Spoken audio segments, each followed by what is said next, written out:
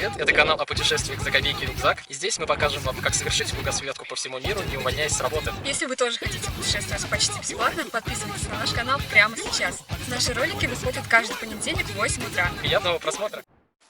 Вот и настал новый день. Мы собираем наши вещи, чтобы поехать из Нью-Йорка в Бостон. Сейчас я познакомлю вас с нашими друзьями. С Настей из Украины, с которой вы уже знакомы по прошлым роликам. И с Нестором, с ее молодым человеком. Айгуль сушит свою куртку. Какой у нас позже осталось. У Айгуль не высушилась еще куртка. Настя говорит, она нашла случайно в этой квартире бенгальский огонь, и сейчас мы его будем зажигать. Что-то он не выглядит как бенгальский огонь, возможно, вообще не стоит. Он выглядит как индийская свечка скорее. Ой, блядь, да, фу. Это не бенгальский огонь. А что это? Свечка? Походу, да. Маты мои запикай, пожалуйста. Мы с Айгуль сегодня, ты уже, наверное, спать пошел, мы сегодня с Айгуль, ну, так как я вообще не отпраздновала Новый год, получается, она пришла ко мне, и мы отметили Новый год по лос-анджелесскому времени. Угу. Вот. 3 часа ночи, когда в Нью-Йорке 3 часа. Да, да. А у нас 9 утра.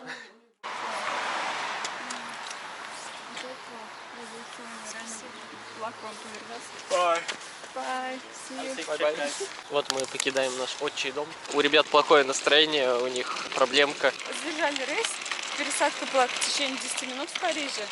И, соответственно, чемодан остался в Париже. Сейчас он, конечно, уже в Нью-Йорке, но вот его доставляют очень долго до нашего дома. Хотя у нас по времени уже сейчас выселение. Ладно, хоть хозяйка разрешила тут еще им потусоваться 2 часа. Бесплатно? Да, просто так разрешила. Ага. В итоге, кроме этой проблемы, у них есть еще проблемы с машиной. Нестор не смог припарковаться позавчера рядом с домом, потому что не было мест парковочных. И он решил припарковаться там, где есть место. То есть это получилось далеко от дома. Они припарковали машину и пошли пешком к дому. Минут через 5 прогулки пешком они сказали, иду все это, и вызвали такси. Доехали на такси до дома. На следующий день, когда они решили покататься на машине, пошли ее искать и не нашли. Они не помнят, где ее припарковали. Они помнили место вызова такси и оттуда прочесали весь район и не нашли машину. Сложность заключается в том, что они не помнят номера этой машины, потому что машина знакомого Нестора, они не могут обратиться в полицию, типа на штрафстоянке она, или может быть ее угнали, либо может быть они просто ее не могут найти, потому что полиция просит госномера, поэтому они ее не могут найти. И до сих пор эта проблема у них тянется. Возможно, ее угнали. Сейчас мы направляемся в метро, едем в сторону автовокзала и поедем на автобусе в Бостон, штат Массачусетс. В Бостоне мы будем тоже в качестве туристов. Мы планируем жить у каучсерферов, надеюсь, все будет по плану. Кроме того, у нас там еще был уже один хост, который уже в течение 2 недель не отвечает нам.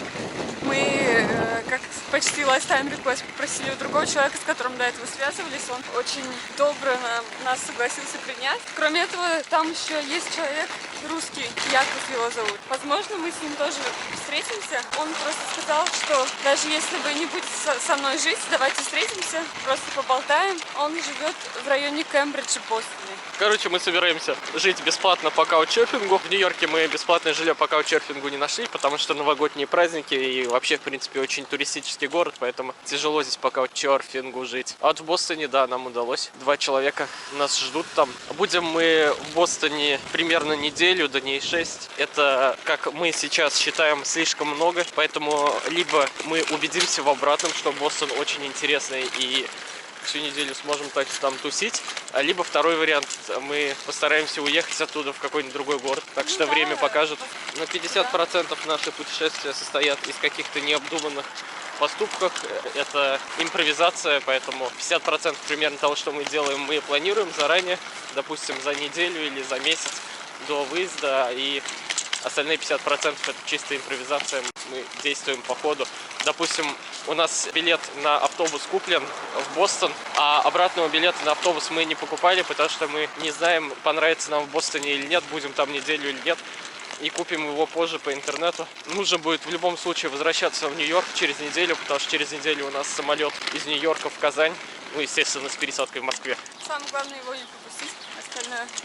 Да. Остальное можно и Год назад мы пропускать. пропустили самолет из Нью-Дели в Индии в Казань и отдали очень большие деньги на билет обратно. И в этом году, буквально неделю назад, мы пропустили самолет из Москвы в Нью-Йорк и снова заплатили большие деньги. Как мы именно пропустили наш самолет из Москвы в Нью-Йорк, вы сможете посмотреть в первом ролике о нашем путешествии в США. Тем временем мы уже подходим к метро. Сегодня просто отличная погода. Сегодня 14 градусов тепла, очень тепло. Да, и нет дождя чертова, который вчера весь вечер нам мешал.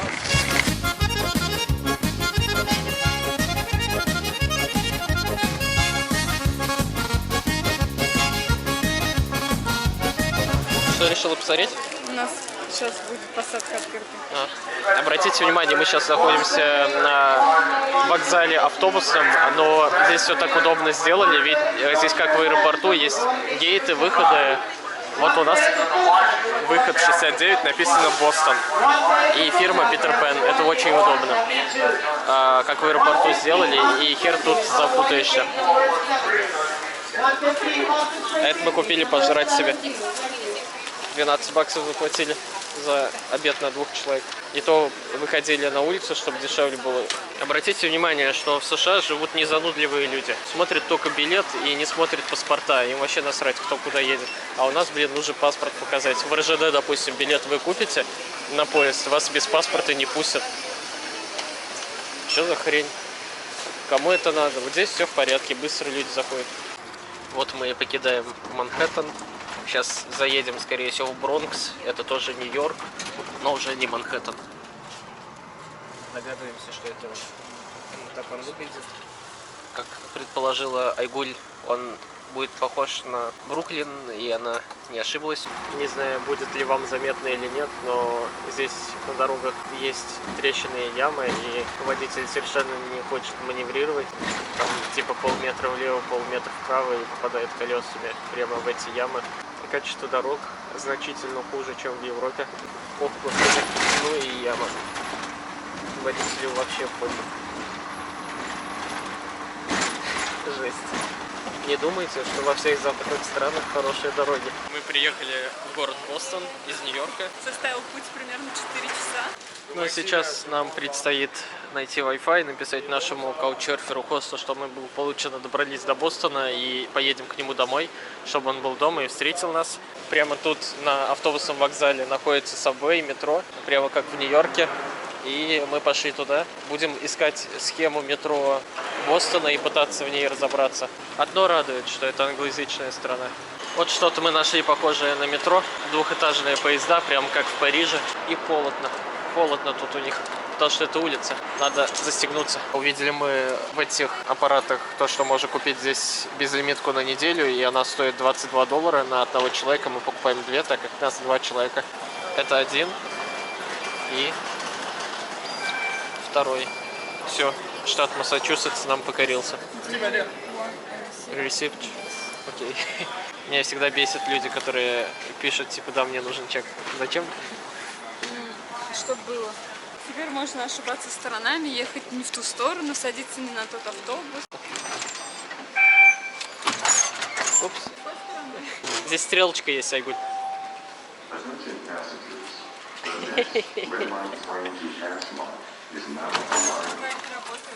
А я смеюсь над тобой. Это, как всегда, нерабочие автоматы попадаются, да? Да, чтобы не угорал. Ой, ЛГБТ флаг. Но в этом, кстати, уже другие правила, другие законы. Другие налоги. Но они примерно одинаково высокие в обоих штатах. Вот здесь есть схема, и по ней можно ориентироваться. Вот это наша станция, значит, мы сюда и едем. Что сразу бросается в глаза по сравнению с нью-йоркским метро, это то, что здесь чисто. Нет запаха, хотя в половине нью-йоркских метро тоже нет запаха, даже в больших. Чистенько, аккуратненько сделан ремонт. Люди сильно отличаются в Бостоне от Нью-Йорка. Здесь нет бомжей, нет такого большого количества фриков, как в Нью-Йорке. Здесь все-таки, похож, такой больше интеллигентный город. Университеты, там все дела. Здесь молодежи много, я вижу. Хотя сужу пока только по единственной станции, которая находится в Южном автовокзале. Самая первая станция метро в США появилась именно в Бостоне.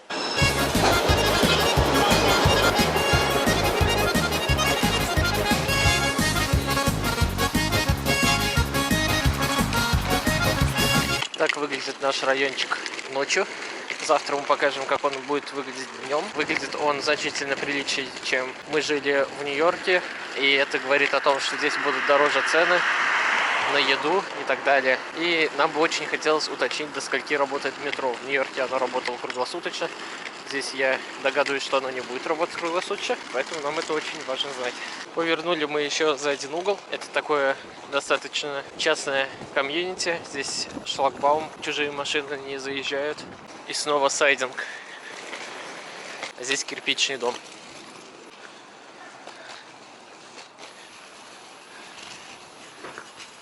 Да, в Бостоне люди живут хорошо. Юпи не написано, здесь номера. 08.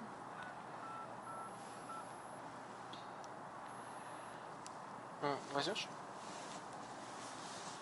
Hello, it's Couchsurfers, and we are near your home, and we don't know the apartment number. 309? Okay, we will try. Okay, thank you. We'll try.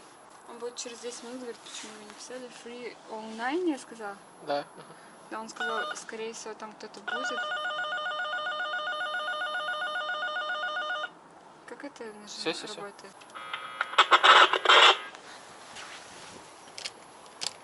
Hello.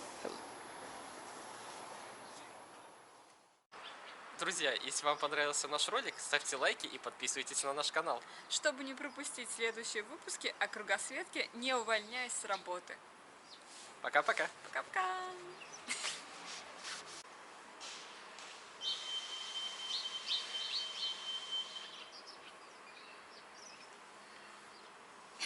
Подсумер.